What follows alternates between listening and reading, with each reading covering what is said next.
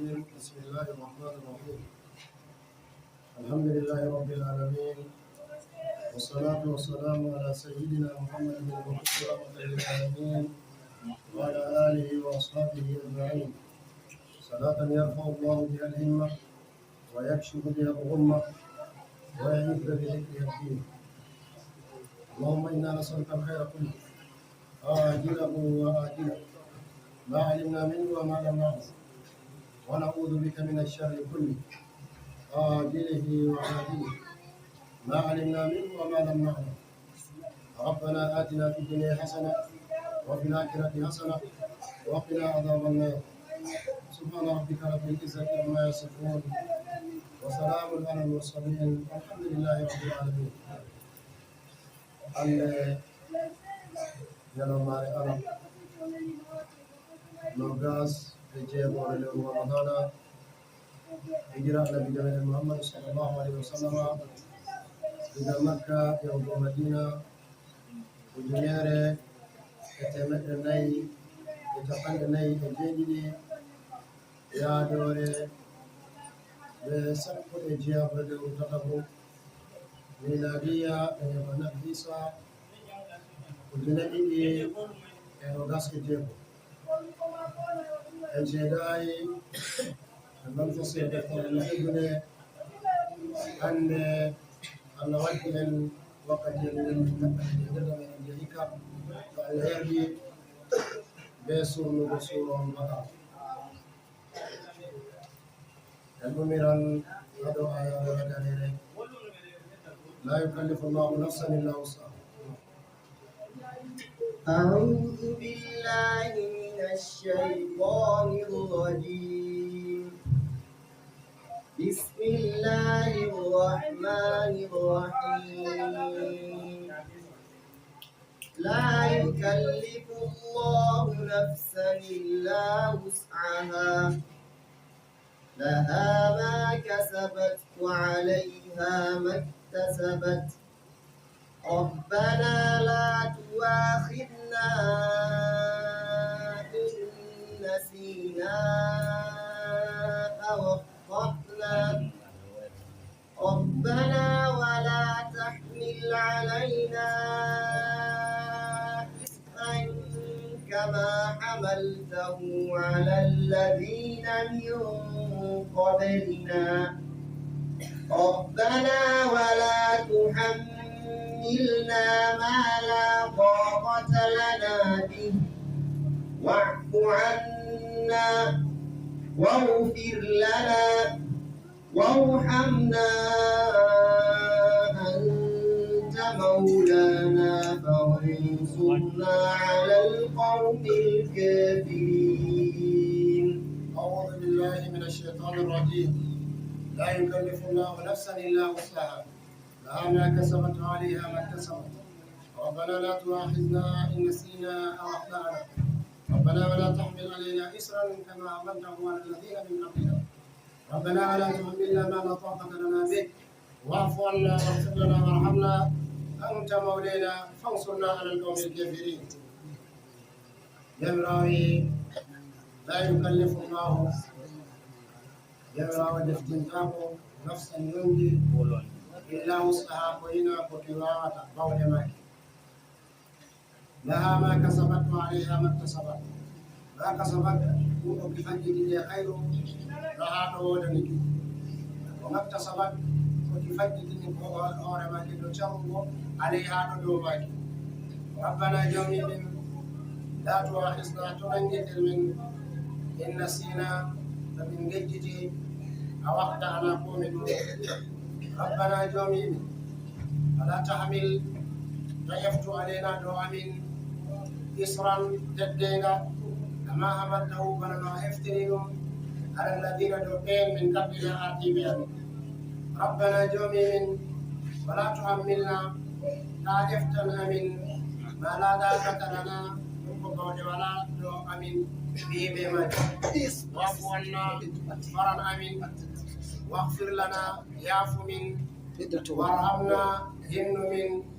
أنت مولانا أنون مرأمين فانصرنا ول من على القوم الكافرين do yimɓe heferɓe ayare ɗo nde wari nde ɗo sunna suronnoɓe en mbi Kenya ɓaawo en jangi ayaje ɗiɗɗi marɗe munasaba lillahi ma fi samawati ayare lillahi ma fi samawati ɓe nanta ayare nde amana rasulu ayaje ɗiɗi kanje on en fasiri Kenya to nden en wi ayare amana rasulu kayre nde ɗo wondi be ayare ndeɗo ɗo dalila jippugo mare bo en gollino wakkatel jabirawo wi o yetti haala kawadiru ko waɗi ayare lillahi ma fi samawati ma fi lardi in tubduma fi anfusikum aw tukhfuhu yuhasibkum bihi llahu hamɓe sahaba en tawi ɓe tawi annabijo sallllahu alih wa sallam ɓe mbi Allah yoɓiɓe dongal kaɓe wawatako dongal ngal ɓe wawatako ɗo kangal ɗon ɓe wari ɓe holliti annabijo sallllahu alih wa sallam e golliri ka nden annabijo wi ɓe mbi'a samina wa atana sey ɓe fuu maɓɓe ɓe mbi ɓe yerdi samina wa atana ɓe ɗowti nde ɓe wi samina wa atana ɓe ɗowti jabira sey jippini ayare ndeɗo ɗo nde wari nde ɗo eftana ɓe kiitama la yukallifu llahu nafsan jabira wi la yukallifu llahu Allah deftintako nafsan yonki la yukallifu llahu nafsan ɗo yonki jabira wala deftinaki illa wus'aha seko ki wawata waɗugo haɗo hitaji ɗuɗɗum ɗo ano ɓure ɗo jabira wi la yukallifu llahu nafsan illa wus'aha ɓawo bo o arti o wino kala ko ɓerɗe meɗen waɗi ɓe ɓerɗe meɗen waɗi fuu yuhasibkum bihi llahu o kañum waɗi woɓɓe nder waɗi o sewi ayare ɗo nde wari nde laati nde ɓeggini kiita ayare toon amma woɓɓe mboɗi ɓe seɗanaani dow umum ɗume on saawi hakkalima on la yukallifu llahu nafsan illa wusaha Allah deftintako yonki se bawɗe maki ko Allah deftinta yonki se bawɗe maki jomirawo ni wi seɗa wi to e laaro shari'aji fu no yahiri o kalimol man kangol ngol ɗon ha kala shari'aji fu diga annabi adam ha wari annabi jamane Muhammad sallallahu alaihi wasallam kala ummatore pat Allah ɗo hokkane mana ɗo ɓilana nde dongal deedey ko nde wawata rondugo kala ummatore fu ɗo ronda dongal deedey ko ngal wawata mana ummatore ɓe nde wawata eftugo se laati la yukallifu llahu nafsan illa wusaha ɗo kamɓe ɓe koosi kalimol nafsan ɗo dow ihtiyatu kala yonki fu kala ko a yi Allah ɗiniki pat koki wawata on ɓe goliri keɗen ɓe ki wawata ko rondugo dongal Allah rondataki se modiɓɓe e laari kalimol la yukallifu llahu nafsan illa wusaha Allah wi o rondantako yonki dongal seeko ko deftinta yonki seeko ki wawata to kanjum ɗo no ɗum hoosete ha babol aqida o babol aqida won ɗuɗɗini hakkalimol ɗo ɗuɗɗo to en mbiya bolwan ɗum wona saha ɗum hosate wakkati meɗen fuu amma en rammiɗinan seɗɗa haɗo kalimaji koɓe waɗi haɗo la yukallifu llahu nafsan illa wusaha Allah deftintako yonki sey ko ki wawata on ɗum sey haɗo masabaji ɗiɗi sey wari wurti woɗi masaba mutazili ko e ɗon woni masaba ash'ari ko en boɗon ash'ari ko en sey ɓe mbi to ɓe jomirawo wi la yukallifu llahu nafsan illa wusaha kadi jotta kam daga Allah farliɗɗina ha dow yonki ko ki wawatana mana Allah tagan nani yonki hunde ko ɓuri nde bawɗe maki ki waɗanam ko nde Allah wi la yukallifu llahu nafsan illa wusaha o taga o waɗanta ko yonki ko ɓuri ki hamɓe ha maɓɓe ɓe mbite en hoosi ha Allah ko muɗum Allah ɗo mari bawɗe o tagana yonki mana o rondat yonki ko ki wawatako ɓe hujjori ɓe to en wi en fassiri ayare ɗo ɗo la yukallifu llahu nafsan illa wusaha Allah rondata ɗonki to nden ka en tongi bawɗe Allah ɓe hoɗɗinore Allah on to en laari ayare wiɗore wallahu inna allaha ala kulli shay'in qadir Allah ɗo mari bawɗe ko ɗume to Allah ɗon mari bawɗe rondugo yonki ko ki wawata seedey o wi o waɗata amma o ɗo mari bawɗe ɗen kam ɗon ha aqida ha aqida ashari ko en ɓe hujjani ko ɓe ayare nde mbiɗo inna allaha ala kulli shay'in qadir لأنه وجد بها حديث النبي صلى الله عليه وسلم حديث الأرنب النبي صلى الله عليه وسلم إلى goɗɗo fewuɗo hakko e ɗon noni goɗɗo yum goɗɗo surɗin ko suura adi solana ɗe on noni ɓi adama o surɗini suura kanjum on o mahi ɓi adama bamako ko o mahi hunde marori yonki bamako ñande dargal se Allah wadda hunde man se wi'amo o fuufanane yonki o wawan fuufugo na o wawata fuufugo to ay haɗo Allah ɓilimo ko o wawata ɗo ɗume do igamu yangutugo mo non non bo ha fewoɓe adi sonde waɗi haala fewoɓe goɗɗo hoyɗa o fewa fewre nde here bo nden mi tawi goɗɗo hoyɗay hunde fewa wiya hoyɗi yi kaza kanko woñede dargal Allah waddano se Allah hokkamo shahiruje ɗiɗi e nandi gabbel shahiru no woni se hokkamo boggol wiya o haɓɓaɗi o wawan haɓɓugo na ko wawatamo no haɗɗo asari ko en hamɓe seɓe yehi ɗo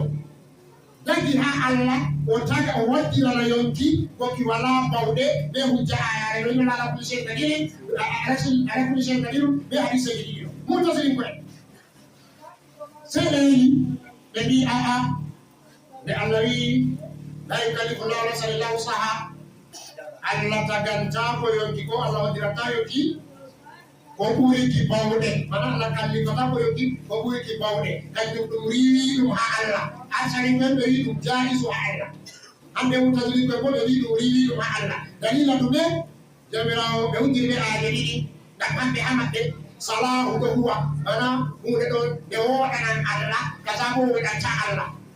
to nde salahu ɗo ha maɓɓe aqida maɓɓe woodi salahu ha nder aqida maɓɓe se ɓe wi'ata to ay jamirawo wi inna allaha laysa bi zallamin lil abidi jamirawo wi wala yaslimu rabbuka ahadan jamirawo toñatako to ni jamirawo ɓilima dongal ngal ɓurima kam ay ɗum laati ɗum waɗi bana suura toñande on ha jamirawo amene on ɗum jamande ɓe wotatini koye o accani koye so wiyata aa ko woni ihtiyaru haɗɗo to a wi Allah wawatako ɓilana goɗɗo ko ɓuri ɗum bawɗe a tongi bawɗe Allah ha bawɗe Allah Allah wawan waɗa ko ɗume oɗo mari bawɗe waɗugo ko ɗume amma nda ko o wi en nuɗɗini ɓe ko wi kañum ɓe joɓata asari ɓe mutasiri ko ɓe wi aa kaza woɗata ko Allah to asli ɗum luranoɓe diga aqida hamɓe asari koyen hamɓe ɓe ɗo nuɗɗini ɓe ko wiyete kasbu koye tawi kasbu ha yeeso kanjum waɗi ɓe hokkan majjuɗo wawan waɗugo kaza hande mutasiri koyen bo ɓe wi aa kasbu wattako to ɗo banni ɓe yehi to amma ko famete haɗo jamirawo wi la yukallifu llahu nafsan illa wusaha yonki o deftintako yonki fuu muɗum se ko ki wawata ɗo ɗo ummi diga sharia annabi adam ɓawaye sharia annabi Muhammad sallallahu alaihi wasallam se o wi laha ma kasabat wa alayha ma kasabat woni ɓe tafsiru nane ɓeɗo fassira laha ma kasabat kala ko yonki fakkitike kayru fu ɗo dow maki wa alayha ma kasabat kala ko ki fakkiti je sharru fu mana ɗo wodani ki laha ma kasabat kala ko ki fakkiti je kayru fu ɗo wodani ki yonki man wa alayha ma kasabat kala ko ki fakkiti je sharru fu ɗon dow maki mana ke ki wondata ayɓe ma to amma falari lafzuji kasaba ɓe iktasaba a tawan ɗi pat maji ɗi hokkete mana goto nden iktasaba ɗum fiilul muɗawa on ha yimɓe naho nden hamɓe araɓɓe ha al'ada maɓɓe fasaha woliɗe a tonkitinta ko kalimawol gotol nde ɗiɗi kañum waɗi to a wi kasaba haɗɗo ha yeeso se a ɗan wadde a wartiragol a egginagol digal ko jamanu fiili a wartiragol dow muɗawa se ɓe iktasaba bana no nabiga wiyata wahamantu barrata wahtamalta fajaribu no mbitu suratan kasafati وصفات كسرها يجي إليها العائب الأشياء فعرفت يا ذو الأمر أنني مما يشك على العدو ذراعي إن اقتسمنا خطتنا بيننا فعملت برا واحتملت فجاري أي حملت بإن تملقت ما نما يقوت JF تقول بورون تقول أما سوي وانا دو FT فراتو أو FT فجارو أي ما نما يقوت أما كلمة من سوي إكلي قد مجرد في هذا وقت المطاع تو ما أنت من أولوري لا ما كسبت وعليها ما كسبت وعليها يقول العرب يعمل بواني سوي كلمة والقوتون mana kan mo goto a tokkita mo non a tokkita mo a woni mon haddo ha fasaha sai a canja wo ben jori jabra do ila ma kasabat wa alaiha ma kasabat la ma kasabat kala ko yoni ki fajjiti fu jabra yido do maki kasbu ado bayen bidu adida ashari ko en hambe noy kugal jeya do woni ha Allah mana bi adama ko o huwata do kam an ko on huwata be hore ma ko na ko Allah on hoddiri kugal man to ari Allah on hoddiri kugal man o huwata do ay aleci to hui kugal gongal fere kannunga ay aleci tan man ha Allah sai ayana do ayaje ko be fere be fasirta inna Allah laysa bi zannabi lil abidi ko rake ba tawi an ko on huwata kugal man be hore ma ko to dombo a hosi sifa de sifaji kudratu a hokki je ado Allah kudratu ko dum bokje Allah fere ko to hambe de wadi nazo be andi ko sabab loluga ango awro salashari wadi be Abdul Karim Dubai do fu ko woni ko mabon ala salahu be aslahu do ma ka on be yediri ha anga Musa ashari o siwi takal mako o hosi se o lolli be kasu be no do ni kasu oni kasu ha ila sharia kan jukon bawde hu go hune ha macculo Allah nen bawde man to yaada be hoddirore Allah bawde hugo huune amaccuɗo Allah amma bawde man to yaada be hoddirore Allah kanjum on kasbu kanjum kugal ngal maccuɗo huwata dow majum on jaza'u de idabu warata jippa to Allah o warjitima a hun kugal kayru o jippitima lallay an on huuli amma an on hoddirinima huugo man kugal kati e maɗa ɓen jotta to ɗum hayru o warje to ɗum sharru o horsiji ha dow maɗa to si hande a aɗiɗa no woni kasbu kañum jaw jawharatu tawhidi o yimata o wiyata wa indana lil abdi kasbun kullifa walam yakun muassiran faltarifa walaysa majburan wala ikhtiyara walaysa kullan yafalu lkhiyara wa indana lil abdi kasbun kullifa enen a aɗiɗa meɗen ashariya on wodani maccuɗo Allah kugal muɗum o wodani maccuɗo Allah kugal mako kanjum on kasbu fakkutugo amma walam yakun muassiran bawɗe faggutugo ɗo naati e makko wala tasiri hoddirore hanko ka kasbo woni je makko amma tasiri hoddirore ka wala haɓa walam yakun muassiran fal tarifa annan falaysa majburan wala ikhtiyara hanko na o majbur ma bana kadarin ko en wiyata ɓi adama hanko kala ko huwata fu Allah on huwi hanko oɗon bana ɗum barwallol on ɗo ɓiɗi hen ɗo fiya ɗum gota toy a yiɗiri fu wala ko wawi waɗugo kala ko ayi Allah huwi fu kala ko ayi goɗɗo huwi fu Allah on hoddiri o huwa kugal men ɗona aɗiɗa sharia ba wala ikhtiyara bo na bo bana mutazili ko ɓe wiyata kala kugal ngal maccuɗo huwi fu kugal mako hanko no huwi anano no ba ashari koye seeɗe hoosi ko wiyate kasbu ɗon hakkude jabrin ko en man ɓe kadarin ko en amɓe seeɗe waɗi kanjum woni aqida makko kanjum waɗi ɓe wiyata wala modi ko waddi hunde hayɗinide yetti Abu Musa Ashari ngam o waddi hunde nde wala ko heftata nde sey hakkilo yurungo hanko bo wino o wurtini aqida makko ɗo o wurtini aqida makko ɗo bana ɗum mi heɓirta kosam ha nagge en andi nagge ɗo ñama gene man ɗe cuuɗiyaje ko nonde maje ɗeɗo yara ndiyam bo en andi wala nonde nden en andi ko woni ha ɓandu maje bo ɗum ƴiyam on to amma bo sey nge wara nge wurtina kosam danejam tal wurtina kosam danejam tal ɓe hoosi ɗum ha ayare min bayni farsin wa damin labanan khalisan sa'igan lisharibina hanko o siiwi aqida makko je kasbu ha hakkude jabrinko en ɓe kadarinko en bano no jomirawo siiwiri kosam ha hakkude showri ɓe nanta ɗiɗa wurtineme kosam sa'igal halisan naɓɗam tal nden sa'igal bo kala kujeji duniyaru je arata fu ɗeɗɗete bo lukkete sey ɗume sey kosam feere muɗum kanjum ɗam ɗeɗɗatama ɗam luggatama ngam ni jomirawo inni ngal sa'igal kanjum to a yari ɗam ni ɗam moɗoto aɗo yarata muɗum ɗam ɗaggatako ɗam luggatama sai ngam sharibina an ko Abu Musa Ash'ari ni o siri aqida makko je kasbu je fambutugo to kala kugal ngal goɗɗo huwata fu ngal ɗo ɓaari hakkude kasbu be nanta amana inde magal kasbu ngam ngal ɗo ɓaari hakkude ɗume jabru be nanta kadaru to haɗɗo ɓe mbiyata ɗo woni sirri hoddilore sirru kadari kañum ɗum wolwatake amma kañum no ɗum woni kala ayi ayaji on wandite tawde feere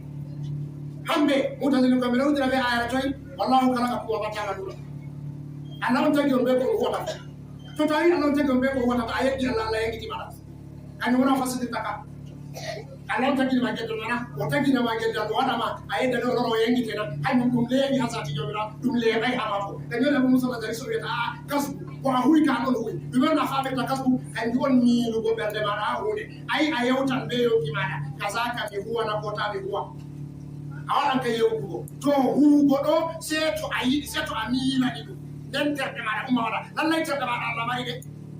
wawɗe tirbitugo ɗe ha Allah woni amma miilanago umugo huwa kuuje kanjum jeemaɗa an ɗon kanjum on kasu ɗon kanjum woni sirri kadaru o kanjum waɗa anko Abu Musa Ash'ari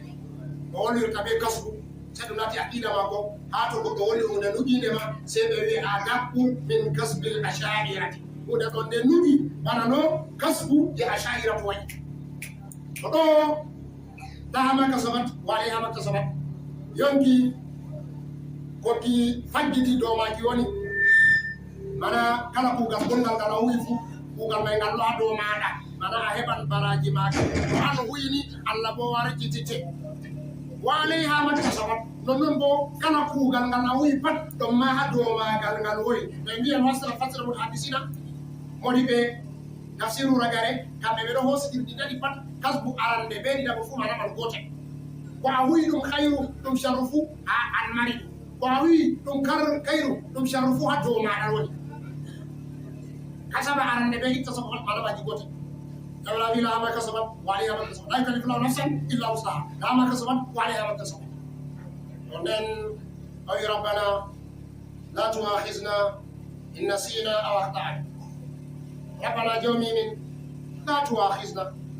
tata nangire min ko tata jogit min muwakaza haɗɗo nangugo ko jogitago inna sina awatta'ana to haɗɗo kalima rabbana la tuakhizna to yiɗi ɗum bolle annabijo sallallahu alaihi wa sallam on je o wi min en wi'a ɓe mbi ɓe bolliri kadi ka ha toni rabbana wa ilayka almasir samina wa atana ghufranaka rabbana wa ilayka almasir to bo yiɗi aa jawmirawo on wolwi dow ko woni hekki yaanu maɓɓe hamɓe mumini en laɓɓe ɓe noli haala maɓɓe keñam rabbana la tuakhizna inna sina awatta'ana jomam ta nangidira min tomin woofi tomin yejjiti komin woofi ɗumon woni yejjutugo kanjum on hunde nde nde laatata nde waajibi dow maɗa a waɗa nde wakkati waɗugo nde wara sey a woyta a waɗay nde kanjum on woni nisiyanu mumin en tori Allah ta nangitiraɓe ɓe ko ɓe yejjiti nden rabbana ayi a waktana bo tomin mboofi ɗumen woni boofol kanjum on hunde nde goɗɗo o waɗata oɗo andi nde woɗay amma sey ko o wahmi ko kuma o waɗande ni amma na dow kasdu ba mana woɓe bo wi aa kaɗaw kam hunde nde a andi nde woɗay sey a waɗi ɗe kay a andi nde woɗay kam a andi ɗo bo hanay a waɗa ɗe nden a waɗi ɗe o kaɗaw haɗɗo ɗo wolwana ɗume dow boofol hunde nde a waɗi dagal ngal be haɓɓere o kanjum rabbana la tuakhizna in nasina aw akhta'na muminen tori Allah to nangitiraɓe to ɓe woofi bana Allah to nangitiraɓe to ɓe yejjiti ɗo ɓe mbi to hakkilay ayara ɗo nde jippi ɓaawo hadisul annabijo sallallahu alaihi wa sallam wari rufi'a an ummati alkhadaw wannisyanu wa mastukrihu alayhi wari fili hadis o may gon sahi won annabijo wi Allah ɓamtini ummatore ma hukkunde tati boofol ɓe nanta yejjutuki ɓe nanta hunde nde ɓi adama dolɗa o waɗa nde o wala anniya waɗugo nde mana ɓe doolimo doole ma ko o waɗa nde ko kujeji tati ɗo Allah nangitirtaɗi goɗɗo بلا زوالي صلى النبي صلى الله عليه وسلم نال سيد مريد ميادي بين الكونغول مؤمنين حدو أما بياسور ربنا ربنا لا تؤاخذنا إن نسينا وأخطأنا أي بتوري الله تنهي كلا بتوبة وفي وبيجتي أنت النبي صلى الله عليه وسلم في دم أمتنا ما أماتور ماكو أنا دو دم أمتنا ما أماتور ماكو ما نا دم أمتنا كأماتور جشالين أنا النبي دينا في أمتي كذا دو هولي دم أمتنا كدو أماتور جشالين دم أمتنا ما أماتور جشالين النبي يذكر الله يتطلب أماتور ماكو بيوندنا النبي دو ويتطلب أماتور ماكو بيوندنا ربنا لا تؤاخذنا إن نسينا وأخطأنا جلاوي ربنا ولا تحمل علينا إصرا كما حملته على الذين من قبلنا ربنا جميل ولا تحمل علينا لا افتحدوا عليه إصرا تبتينا كما حملته ولا افتحدوا على الذين من قبلنا أرجو عليه كلمة دونكو جملة كانوا كواري كتو وينجينا ديدي وفكروا أمة جشاري أمة النبي صلى الله عليه وسلم الجري بين النبي وبين المؤمنين وما على جميع أولئك لو الله افتدوا ما تتينا نبي لو هذا أمة أرجوده إسو كان يقول إسو ولكن تفسير نفسره لو تتينا أون أسمي ما قال هنوما والغصة ما دي إسلام كبر ودم حبير تقوله نن بلو فصل ودو مجازبو دو الكوال هو حتى تلي أبوغون سيدنا نبي نوابي بقول والإسلام سيواتي دو تكتين أون دو فصل كهابا بان وما ترى النبي يطري ربنا لا تعمل علينا إسلام كما أمرت على الذين من قبلنا بانانو وبيلينو دونغال تكتونغال هذا أمة لشاريده والتفسير وي نرمان فعلا رندي بني إسرائيل دونغ تكتوجة فتي لغتيه نجمع أمري بمسالي بغالي شاري جمعه الله سيوين بني بدوبي شبان إناي بلوين بهادر لكي خاصارا لك أفجتنو أقول مصر بينتا فلسطين wancan dari babal gonal awali dubi capane nay notona nabi Musa anabi Haruna ekiti diga dubi tati anabi Musa bo ekiti bawo dubi nogas adar me berenan nen derman on Allah sanna ni be kujeji fere ay ade bani Israil be ati be eti bagi me aweti en kala suratul nisa to ay fa bizulmin min alladhina qalu aramna alayhim fa bizulmin alladhina عادوا ورمنا عليهم طيبات ما أحل لهم وبصدهم عن سبيل الله كثيرا وعقلهم الربا وقد نهوا عنه إلهم أي بيجي بذلك ونقول جميع سوى دي جملة ما يبيد دوما كيت سوى دي هكذا زكاة مبه إلى نوما تولى النبي صلى الله عليه وسلم أنا أريد زكاة آدم تلمتهم نوم أسمى يارنتا كشروا ماجو ننكو يمبي يارنتا بي وارمودهم kan yimɓe nisfol usri nden Allah waɗi ha ceede ɓeɗota ma aadino fuu kanjum gonoyi ruɓɓol usri wontelle capanɗe nayi kamɓe bani Israila Allah waɗi ɓe zakka maɓɓe rubu kala ko a mari fuu to ɗum ndemri to ɗum jawdi fuu to hitande waɗi seya sedda geɓe nayi yeɓre woore kanjum ɗoni zakka ayi dogal ɓe ngal teddugal ɗen nder dowle Allah waɗi ɓe ayiɗo ɗon non haala nagge Allah wuro ɓe hirsa nagge sey ɓe waɗi ka ɓeytugo ɓeɗo ƴama Allah noge waɗi Allah bo seeɗo ɓeddinana ɓe billango kala ɓe ɓen fana ɓiɗana ɓe haye wati nagge nge wooti ha duniyaru irumaje wala sey ɓe heɓi nge nder gara ɓenota bone ɗo fuu ɗum donga ɗum gaɗana ɓiɗi ɓe nden irumaji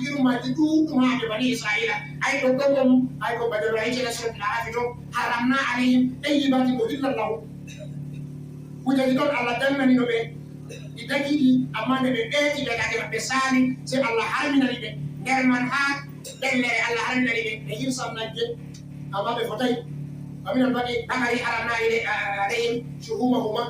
illa ma hamala zuhurahuma aw hayaye aw maktalata bi asmi ɗellere kañum ɓurata weɗu fa dabba Allah sey harminani ɓe nden Allah nana harmini ɓe kala ko mari feɗego fuu manan colɗi ɗume ɓe paɓɓe ñamata ko ngam dalila ɗume ɓeetaaje ɗe ɓe ɓeetata to kanjum on tetteenaga Allah ɓiyani ɗe ɓe nabi Isa ɓe Allah waddimo nder bani Israila sey Allah wiimo wali uhilla lahum baba alladi hurrima alayhim Allah waddinimo ngam hoynana ɓe tetteenga dongal ngal Allah ɓili ɓe ɗo ɗo kanjum ɗi ummatore annabi sallallahu alaihi wa sallam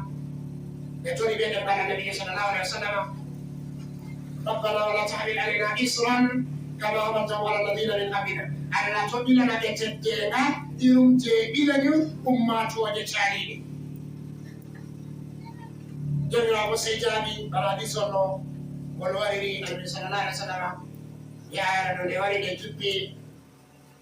jibrila jippino ɓe en yewtiri teeña sey jango ɗon bo jibrila sey lori sey jibrila umrimo hanko annabi ɗo fuɗɗita jangugo ayaɗi ɗo sey o fuɗɗiti o jangi diga amana rasulu man ha o wari o yetti rabbana la tuakhidna in nasina aw akhtana sey jibrila wiyata ko waqad faala llahu dhalika nden hanko annabijo o lori o wi rabbana wala tahmil alayna isran kama hamaltahu ala alladhina min qablina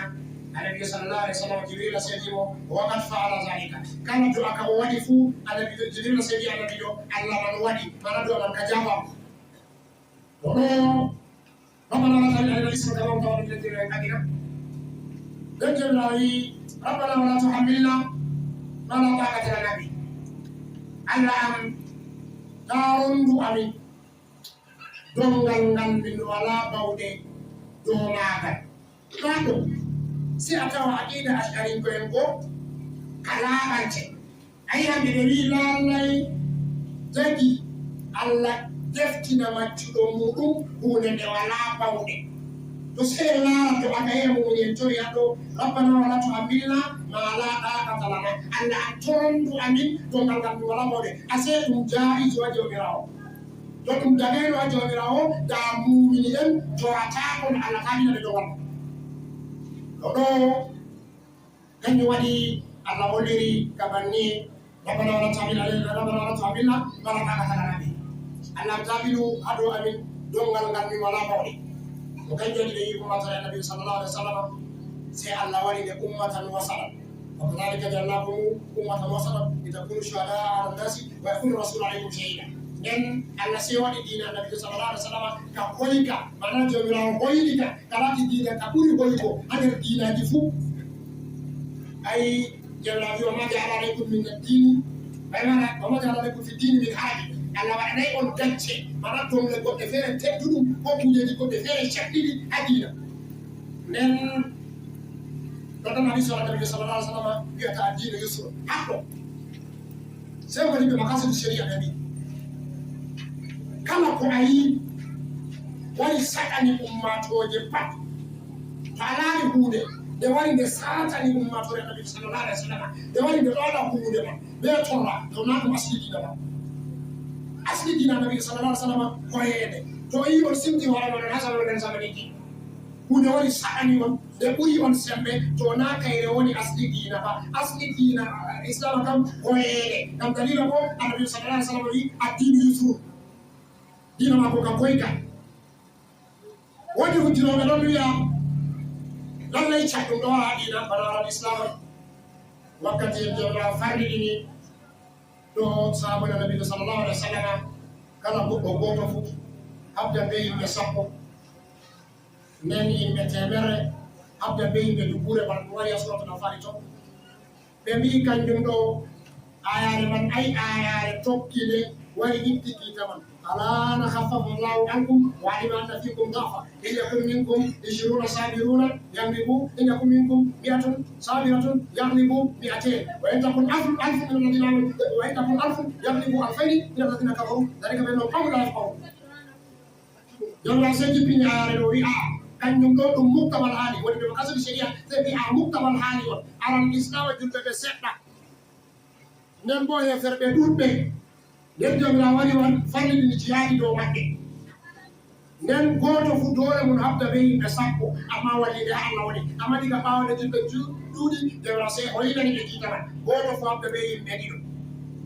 ngam ɗume asli dina addinu yusru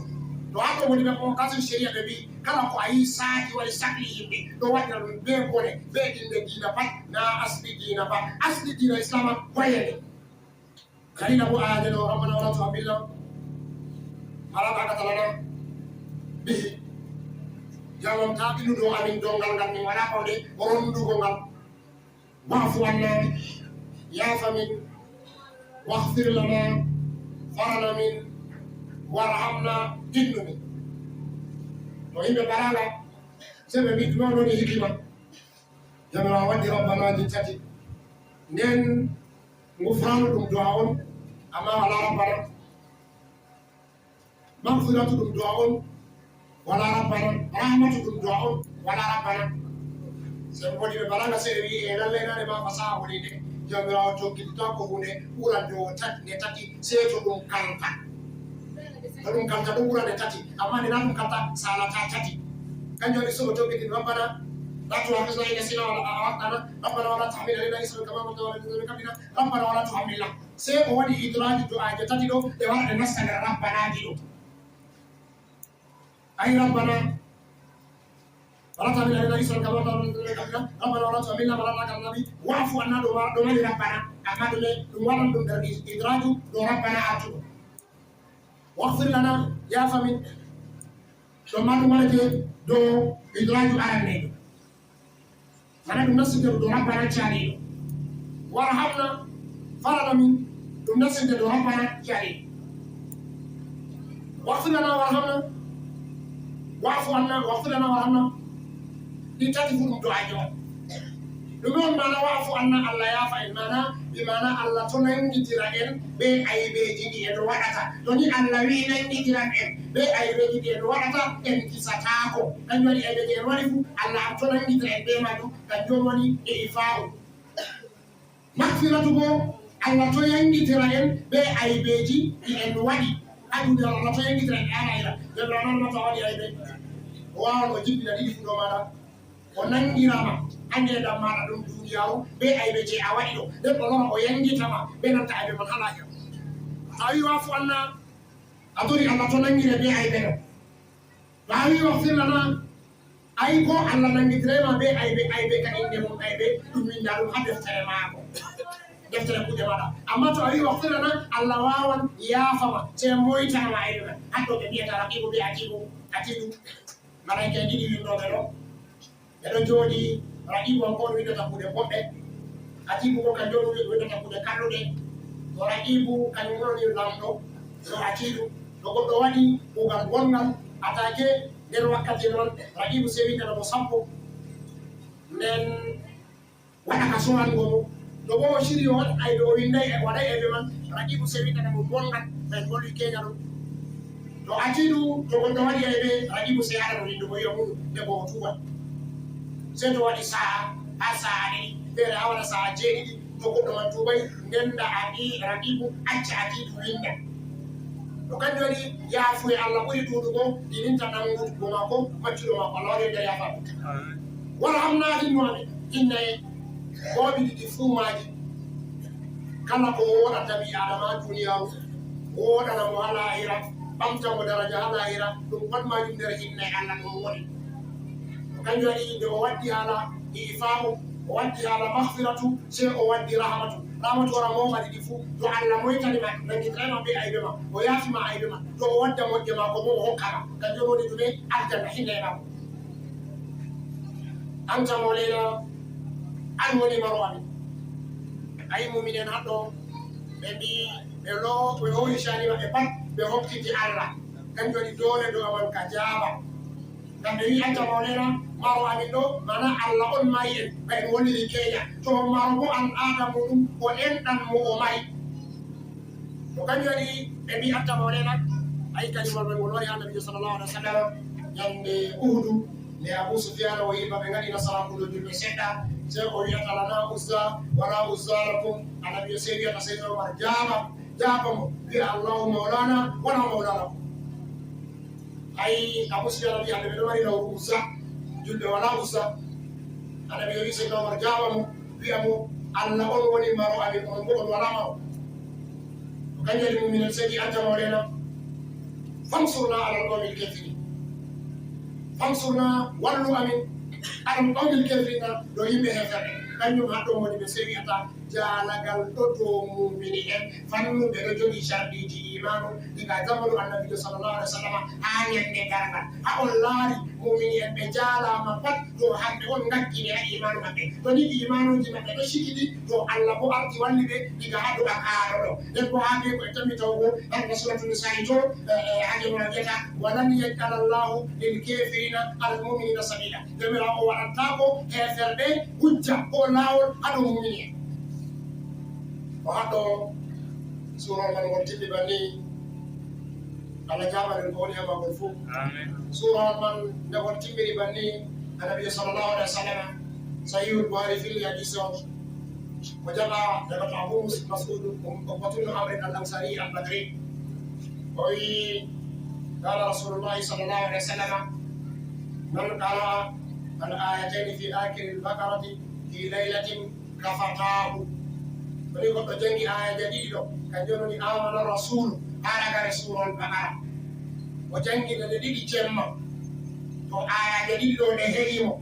woni be se wadi fasare dudu ma di sono o be bi a de he animo yamul layli o be fere wi a de he animo mul awizatu dum do ay de ko jangata to dana be jangata to fini be ko ummata jangata do to ni o jangi amana rasul to shikana de hani mo kanjori dum der jaani anafu be subtidi kanji be julirta e shaari atawan ngali bana zawi e modi woni pat atawan ngali ban fu be buri jamugo amana rasulu yawgo sunno de surol man kanji be julirta ngam dalil hadithon abu mas'ud ko ko to abi no anan sari al badri man qara ayataini fi laylatin fi akhir al-baqarati ka fatahu al-halim hado sayyidina ali wiyata la ajidu aqilan مؤمنا بالإسلام وينام ليلته ولا يقرأه وي آي قطو مرضو حكيلو نم أدو يرد بين دين الإسلام ودانا جمع وجمعي آمن رسوله وناسي نم فضلوا آية جديدة نم آية جديدة أن يرى النبي صلى الله عليه وسلم ريتا هؤلاء آيتين في آخر سورة البقرة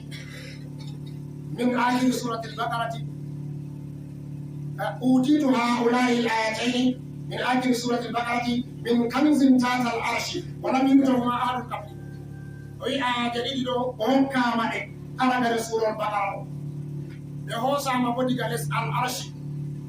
نن ولا أن نبوده كارده حتى بميت آمن الرسول لو ناسي mobi defte arandeje artude pat e woni deftere temere be sappo e tati do de fumade aya jadi do tan mobi de amana rasulu e boli ga kenya e wi aya jamande do jippa annabi sallallahu alaihi wasallam sebe jabira yabi malaika ko tire chapan e jeedi dofti mon waddani gon annabi sallallahu alaihi wasallam ngam baadi so do wi dum de saari on der de sa anas al arshi ummato de chani de pat e bayde annabo chani de pat e bayde si annabi sallallahu alaihi wasallam Reda mari khususi haji dutum, reda mari fadluji dutum, reda fadluji man maji kala do ayre de atimine be amata rasulufu be jabale ato be biata ko to huyi ko gamba ko timini o wadi do na ko timini rabe amana rasul gam kala amana rasul ko ni to pat dum jabale ko dum ambitino na wali annabi sallallahu alaihi wasallam den bo kala to ato akafu ka jabale wato sura bakara timini en timmini jaywol gotol nder jeyli ɗiɗi ɗi annabi sallallahu alaihi wasallam wiyata az-zaharawani bakaratu wa ali imran o hokkama jeyli ɗiɗi ko annuraji ɗiɗi yaynoji ɓerɗe muminen kamɓe woni surol bakara ɓeɗo surol ali imran surol bakara e puɗɗigol jotta won ko hande duuɓi tati nden en fassiri ɗiɗo haalnagol ɓen golliri keña on fuɗɗiri ɓe ala mumini en won wari ko ngon timmini ɓe ala mumini en o wari a caka man haala wasuji ɗon ay diga haala mumini en se haala nafiki en tokki ɓawo haala nafiki en ɓen jabira waddi isa annabi adama denayi ko o wariri ɓen ɓawata ɗon jabira o tokki isa bani israila annabi moussa no waɗi ɓe yimɓeji muɗum ɓeɗe nde haala yembere ɗo e nde mujisaji ɗi fe'animo ɗi fuumaji ɗi wari se seɗɗa o wari a suratul arafi tan woni wara e asuru man asurol ɗo nden ɓaade ɗen jomi andori leski wasuji ɗo wasa feere feere so wari timminiri ɓeɗo ɗiɗaɓre ɓeɗon taki so annabi ibrahima ɓeɗon ta annabi yakuba ɗo waadi ɓe ɓiɓɓe mum nden diga hisɓeere tataɓre ɗo ɗon kiitaji fuɗɗi diga haala e wasiyatu nden ɓe haala isasu nden ɓe haala farilla suumaye ɓenota no suumaye waɗirte nden ɗum yehi ɗum warti kadi dede haala teeɗe ɓe te'eteɓe ɓe te'atake nden ɓe haala eggaji nden ɗum lori ɗum lumbi ha cakaman bo haala halal ɓe haram nden ɗum lori ɗum wari ɗum tokkiri dedey aymanu kunayeje ɓenota togayeje nden ɗum wari ɗum timminiri ɓe ko laatani haala buyuɓa kañum haala riba ɓenota cogguji ɓe ñamaɗe nden ko lorigol sooyi mana ha cakantare man pat ko a tawan Allah ɗo wolwa haala hakkilingo julde ha cakantaje man waɗayum hafisu ala salati wa salati musta ɓe ɗum ayarde en wi no ladina amanu wa amilu salati wa aqamu salata a tawan jomla to waddi kiitaji so o lora o yeerita hakkilo muminen o siftirnaɓe haala julde ɓeyata hakkulingol hakkilingol e se sural man mo lorigol maɓɓi banni on timminiri ɓe do aji ɗo Allah jaɓaɓe haɗɗo en rammiɗinta Allah nafu en ɓeɗeɗe kala ko en nani fuu ɗeɗe ko woni ha suurol man ko en golli ɗo sawaba Allah waɗi ɗum ha misanu hasanatu meɗen ɗeɗe ko en wolli ɗo boofol bo Allah faran en Allah yafan en nanema ɓi adama sendirta ko ɓe aybi ɗo en waɗata do'a amma hedde ko en gaɗa do'a en findinan julɓe ɗum timitinoy en findinan julɓe seɗɗa nden ɗo en waɗi koɓe woni ɓe teddiɗe amɓe ma en hokkanɓe ko minti 5 amɓe oɓe findina en enen bo ko nafata en duniya meɗen ɓe lahira meɗen ɗenɗa en jokka do aji koye nini finnugo yimɓe kujeji ɗiɗi aranne o julɗo ɗo ɗaɓɓita ha maako ko ndey o anda o julɗo o anda o farliɗi ha dow maako ha julɗamku ngam o sikina sharɗi julɗam julɗo kala tindinore wonde pat yiɗama julɗo tindinira be maare ko kuma wajibi julɗo tindinira be maare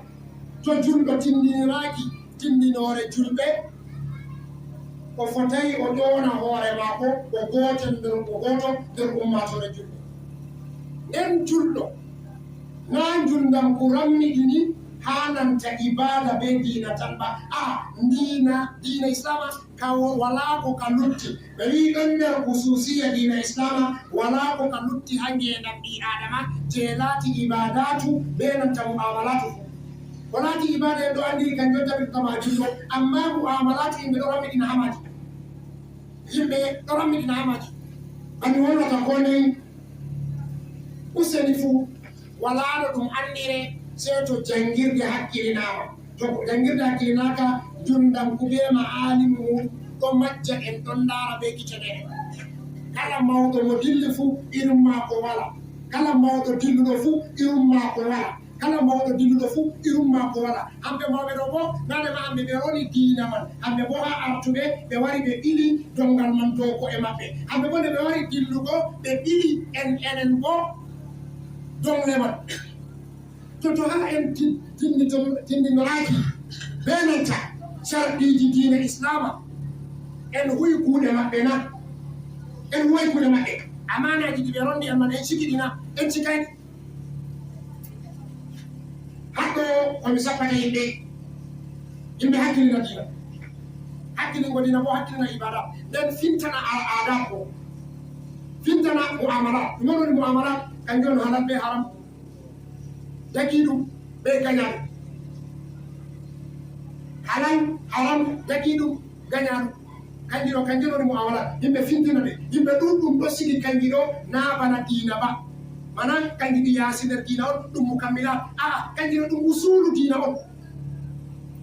usulu diina on ñamugo halal asli o nder asliji diina doggugo haram asli o nder asliji diina hakkilingo giɗa ɗum asli o nder asliji diina dayugo kaɗa ɗum asli o nder asliji diina to kanji ɗo yimɓe ɗo woytani ɗum yimɓe ɗo yiya bana kanje yaasi diina ɗi woni wallahi kanjum woni asli diina to en yeɓiɗi walaɗo diina man ɓosoa en anndi ɓe wi goɗɗo a goɗɗo jamatako sey to o laati o lismi halal mo ñamata do ama ko ni jabata ko e don de so lollu ngol ko de gidi ko me ya rabbi wa madamu haramu wa mangasu haramu wa mashrabu haramu wa musiya bil haram panay sa jamlo moto ko nyamata ko nyama haram o yara haram o bonna haram o ya ko e ngewari ko le mako dan jom ko tari mako de haram o wa wiyo do Allah do anda jabi de tan nyamu haram ayano do ma jabita e do no ka ko ne e no ya ko asmaullahi husna haramu jotta ko do naftira be maje gabdume sharti maje on dume min sharti hatubama al halali wa zikruha liwasili zitarani sharti maji on toni atorano Allah be inde mako shenide se alata abo shenido no na lati ta shenido e duma pat haram wala ta shenido to anyami haram bofde mada sembe mada wolle mada dum pat mada dum haram wakati be ashokko ala rede musani fu yimbe filtina do yimbe do woyitani yani be hakkilina muamala ko nder maji ta en laara ko fi'ata duniyaaru hannde en mbi'a enen caafayɗen kala ko heɓi julɗo pat ha woni fo duniyaaru heɓino annabi sallallahu alaihi wasallam wiide almuslimu lil muslimi kal bunyani lil marsus almuslimu lil muslimi kal bunyani lil marsus julɗo no woni ha julɗo woni fu an julɗo aɗo ha Nigeria aɗo janaɗo ɗo a woni ɓe julɗo gonɗo Russia ɗo a woni ɓe julɗo gonɗo America annabi jo ɗon ɗon bana mahol ngol ɗo foti wonno hippotiri marsus wonno takkidiri mahol tayiɗi a fama noy bloc mahirto a hosan bloc re ndene ɗo a siga dow ndene ɗo a fooda be ndene ɗo to woodi nde wuuri seɗɗani mahol mai caɗɗugol gotal to bo ndeno ɗo wuuri nde woori wuuri nde ɗo dow mahol mai ngol fuu mahol ngol yippo amma to bloc re ɗo ɗo dari dow ndene ɗo nde ɗo foondi nde ɓurdayi nde ngakkay nde towtayi nde lestayi nde woori jooɗi to mahol doone ngol laata ngol saatuɗo to ni ɓe yiɗi julɗo wona ha julɗo woni fu ɗum bandi ko maɗa noy on ko laata to bandi ko maɗa ko a yiɗi fu a yiɗana hoore ko a yiɗani hoorema fu a yiɗanamo ko a wannani hoorema fu a wannanamo kala hunde hayrude a yiɗani hoorema fu to goɗɗo o julɗo yiɗanmo nde kala hunde sharru nde a wannani hoorema fu to goɗɗo o julɗo wannandemo anata an a yiɗana hoore maɗa a wannana goɗɗo fulɓe ɗo wonno golle ɓe jaɓataki ha dina wayi yiɗugo hoore muɗum na wañugo tana ɗo khilafun hadis on kawi la yuminu ahadukum hatta yuhibba li akhihi ma yuhibbu li nafsihi bi adama wala ta ko muminijo sai to o yiɗani yonki maako sai to o yiɗani derɗi ko o yiɗani hoore makko a yiɗi a heɓa ala yiɗa derɗa heɓa a yiɗi a mara a yiɗa banda mara a yiɗi a hisa a yiɗa banda hisa a julɗo to ɗo kanjum mi jonata sakiraɓe usen fu en fintoje maaji nden ko ta en yejjita al muslimu man salima al muslimuna min yadihi wa lisanihi moye ɓonnoni julɗo annabi ɗo wi hanko on woni mo julɓe fuu muɗum hisi jungo maako hisi ɗemgal maako hisi jungo maako hisi ɗemgal maako toni a julɗo on julɓe hisayi juuɗe maɗa mana a wawan a naftira bawɗe Allah hokkima a torra goɗɗo ko a haɗa goɗɗo ko a toña goɗɗo ayo hisayi jungo maɗa nden bo a wawai a reeni ɗemgal maɗa a wi ana goɗɗo ko woni dow makko ko wona dow makko fu a wiya waade tufi waade jomi alhaali bo a anda haqiqa majum no woni ayi o hisayi ɗum ɗemgal maɗa do a julɗo ha ɗo ayi a lutti hadis ala nabi ɗo almuslimu won salima almuslimuna min yadihi wa lisanihi Allah famde seeɗinamol useni fu ɓeɗo jonita derke'en ɓe janngirde minti gotel ɓe hokkitamoɗe ɓe dokka ɓeɗo jonita derke'en ɓe janngirde wallahi en ɗon nder zamanu hu ɗo janngirde ɗo yeeɓe nde weeti fu janngirde ɗo yeeɓe nde weeti fu janngirde ɗo yeeɓe nde weeti fu yimɓe ɗo sakkini duniyaru ɗuɗo dogga jokkaydu sakkini asli mum ɗo miɗo fuɗɗira ɓe fukaraɓe irma ɓe am donc mi fotai mi wonana modi ɓe am amma mi wonanan fukaraɓe irma ɓe am Allah waɗima fukarajo to Allah waɗima fukarajo ha nokkure ko ha wuro to hakkile fattude fuɗɗite mum ɗo ha maɗa mana ɗume kala goɗɗum fu ha maɗa ɓe tambi kala ko shafi andal fu ha maɗa ɓe tambi ko o wajibi dow maɗa a jikkidira ɗo a jikkidira ɓe ɗume ɓe gikkujiɗi diina nden a fotai a jikkidira ɓe gikkujiɗi diina bo so to a feeti ha andal a taw goɗɗo o modi bojo on ko o fukarajo on irma o sodan deftere o sigane ha kabot mako nde ɗo jooɗi to hakkile duuɓi 4 5 ha to mi wara nyama me ko sonnaare ko me ɗan timugo ko damo addima maare o timmini on sugli wembita a tawan goɗɗo o soodi deftere duuɓi sappo o ɗo yiɗi o yaha o nanga safumaare hammodi ɓe woni ɓe kala ɗo fesiri ɓe jotta amma deftere ɗo oɗo sigine to hakkille ha o yaha o wiya jotta ka jangirde heymo sey ɗo hokkitane bindel makko alhaali mo wonata mo haandi nde weeti pat ɓe mbi fukarajo timmuduɗo fukarajo pittuɗo ha fukarajo mako ha fukaraku mako kala nde weeti pat nder awa no gase nayi o timan safa temere tati yahugo safa temere joyi kanjum woni mo jannatu kene kala toni fukarajo o wara non hoore makko awa nayi yahugo awa jeego kañum ɗo kam ɗum nder je jangirde tani nan ɓe wi fukarajo wi'eteɗo fukarajo o jaɓatako lewru wara go o timma lewru ɗiɗi timma wala risala je o windi wala maƙala je o windi wala haamisi je deftere je o waɗi wala gimol ngol o wallifi hakko ko fukarajo tan ɗoni o fukarajo jemiɗo joole ha lewru goɗen fof ngam kanjum won ɓeddata andal makko kanjum woni yajjintamo to useni fof enen fukaraɓe hande ni en wayna to useni fof miɗo jona hoore am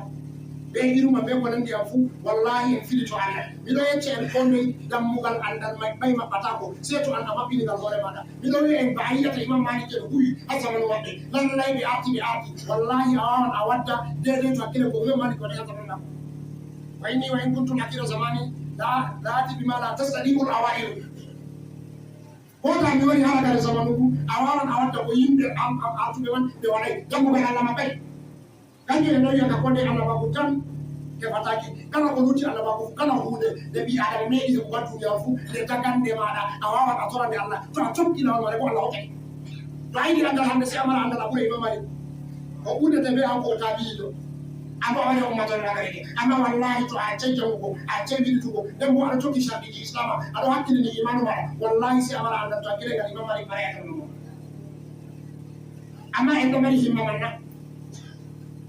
en ɗo mari himma manna ɗo kanjum on mi jonata fukaraɓe ngalawa kadi ɗuɗo ɗo on mi jonata fukaraɓe fuu useni fuu en suhlana jangirde to ni a lencitirama ha fukaraku to wallahi andal ɗon ɓe tambi ha maɗa to ni a lencitirama ha fukaraku wona ko ɓe tambi ha maɗa si andal kala ko ɓe yi ha maɗa na ɗum andal pat ha marɓe hakkilo ɗum usunama andal kangal on min jiɗi ɓe ndara ha maɗa min jiɗi min yiya deftere ɗe aɗo wallifa min yiya makalaji ɗi aɗo waɗa min ɗo yiɗi min yiya ɓe aɗo jangina kanjum woni mi mari haɗe maɗa a fukaraɗo to na ɗo on a gikkidini ni kala ko a waɗi pat a wurti nder junno fukaraɓe aɗa famɗe eyyi miɗo tona yafuye bo foti kalimaji man ɗo jinni hoosi am hiliya waɗi mi ñaɗɗini goɗɗo yiya ɓeɓe wonɗi wallahi haɗer ɓernde am ɗum woni miɗo eelana hoore am ba mi eelinirta kala fukaraɓe fuu mi ɓuri yiɗugo mi yiya enen ɗo ɓe wi'a way kala ko tefete ha andal ha duniyaru fuu ha zamanuru meɗen to hamen ɓe heɓata toni hunde nde andal on to ɓe wari ɓe tawi wanteru meɗen enen to ɓe tawayde ha maala Saydou ɓe tawande ha maala Amadou to ni masala on ka yotta ka yotti fuu en wawan en ɓultitinaga dedei to makasidu sharia no woni ha zamanuru hande yaada ɓe dedei laata bana fataje salafu sali ɗo kanjum on mi yenanta hoore am ɓe kala fukaraɓe fuu Allah hokku en Allah hesɗitin himmaji meɗen Allah sembidin himmaji meɗen rammitinona ɗo e hokkam woni ɓe meɗen ɓe waɗana en kokari mon goto goɗiɗi e ɗonɗe ɓe woni Mamadou wanda en kokari mon goto o findina en yeɓe ko rafata en duniya meɗen nderayira meɗen assalamu aleykum